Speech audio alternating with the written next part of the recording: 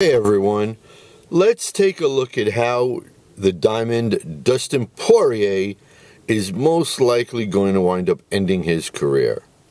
Now, he's already rejected a fight against Colby Covington because of obviously the crazy buildup that it's going to bring, and he doesn't want to put his family through it. That's a good thing, I guess you can say. He's also been consistently saying no to Paddy Pimblett. At least that's the public perception. And I think because of Dustin's boxing and his kicking game, he'd actually stand a chance to beat Paddy, right? He doesn't want to be, I guess you can say, the old lion to Paddy's young lion, if you're going to need to describe it. He wants his last fight to be in Louisiana, and the UFC is not scheduled to be in Louisiana at least up until the end of May. At least the beginning of May, I should say. So that is what's going to be a key factor in this, more so than the UFC, is the venue space available. And then you can look and see, fighter-wise, who is available. But first, before we get into everything else, I really need you guys to like this video. Drop a comment.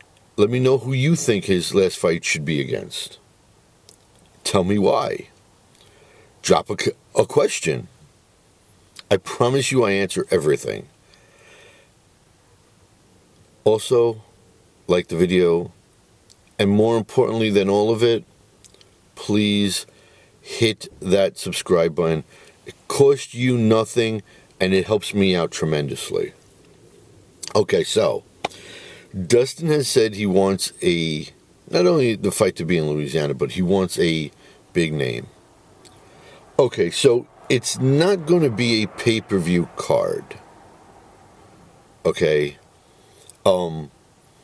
Because he's not gonna, you kind of want Dustin to go out on a main event, and Dustin at this point is not going to main event a pay-per-view. You kind of want that last fight to be all about Dustin. Win, lose, or draw. So that means it's a fight night. So that plays a little bit into it. But he is interested in the Justin Gaethje trilogy, right? Because they're 1-1 right now.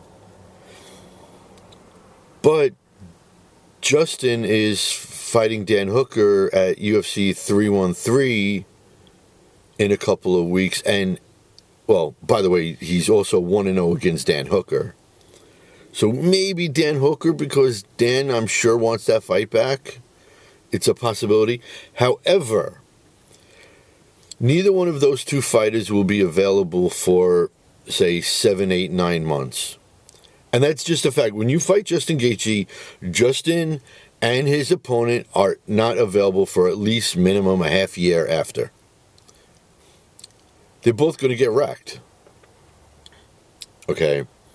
So that kind of puts both of those guys out of the equation, right?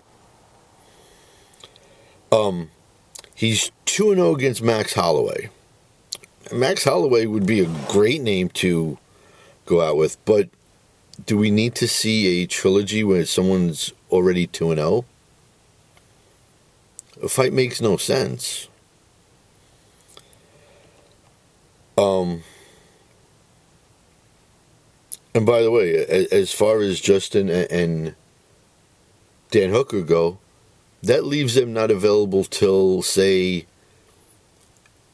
October, November, December.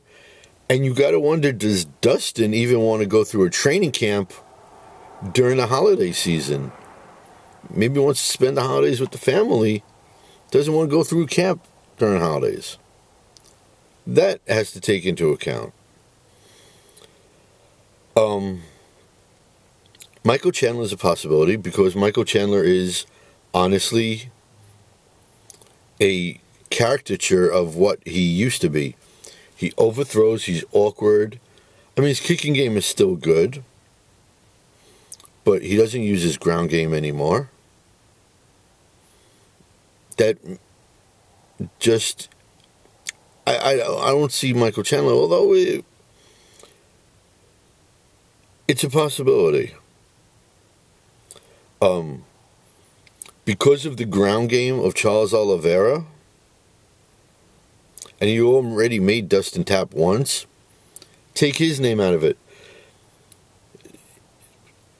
Charles would bring him down, and you don't really want to see, at least in perception, the possibility of Dustin going out on a loss. You kind of want to help him. You know, you don't want an opponent to throw a fight, but you kind of want him to go out on an easier sort of victory. And it has to be a ranked opponent because he's not going to fight a non-ranked fighter. Otherwise, he would have taken on Patty. So the pool of options is dwindling fast. Now, I'm not going to put Beneil Dariush in the category of possibles because Beneil Dariush is sort of like your kid's Lego pieces. Sure, you can walk over it, you can walk around it, but every once in a while you step on it and you hurt your foot. Beneil Dariush is sneaky good, and you don't, once again, really want something like that. Especially since it would be not a banger of a fight. It would kind of be like watching paint dry. Okay, nothing against Beneil Dariush. He's a good fighter, but I don't see it. So, the pool dwindles even more. It leaves two fighters, basically. I can't figure out what my neighbor is doing, driving so close to me. Unreal. Anyways, I'm always complaining. It's incredible how you sit in your car and you see your neighbors driving so close to your car when they have a whole open sidewalk, a whole open gutter to drive in.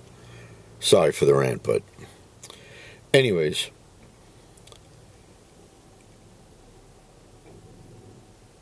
It leaves basically two teammates of Dustin's. Arman Tsarukyan and Manny Moicano. Now look, Arman Tsarukyan is wanting to get back in the good graces of Dana White, so it's not a fight he would turn down. Is Dustin willing to fight a teammate? Yeah, I think he is under the circumstances. But Arman Tsarukyan is younger, faster. I don't know if he hits harder per se. There's just too many pluses on Arman's side, though.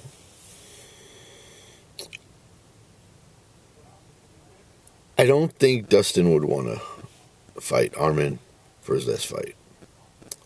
Which leaves one. Manny Moicano. Now, yes, on the ground, Renato is a viper. He is a pit viper.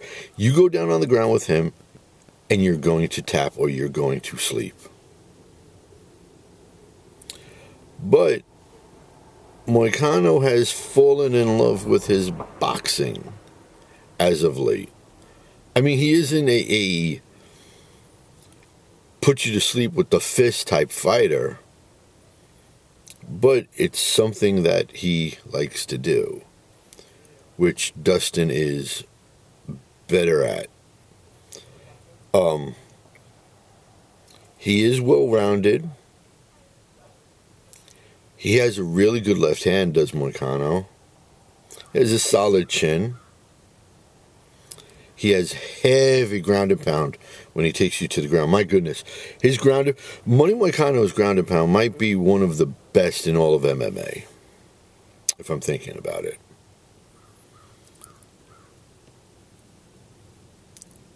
He is a teammate also, like I said, and I think it also gives Moicano the chance to main event another card. It might be worth it. And I think that's the way it's going to go. And I can see the fight happening end of June. I think the UFC is going to press for a venue really hard. And I say the end of June, not like July or August, because I think Dustin even wants to spend 4th of July week with the family and not have to go through a camp. Same thing for the winter holidays. And the other thing is, does Dustin want to wait that long? Like if a venue opened up tomorrow, or say Saturday, money would be down for the fight. Dustin would obviously be down for the fight, I think. And it would be a banger. It's what Dustin wants, an exciting fight. Moicano brings the exciting fight. Okay. Moicano's kicking game is okay. His chin is sound. Like I said, he's a pit viper on the ground. He checks all the boxes. I think that's the way they're going to go. I really do. Again, do me a favor, guys. In the comment section, let me know how you think they're going to go. And most importantly, please subscribe to the channel and like this video. And until the next video, Cyclone saying, peace out, homies.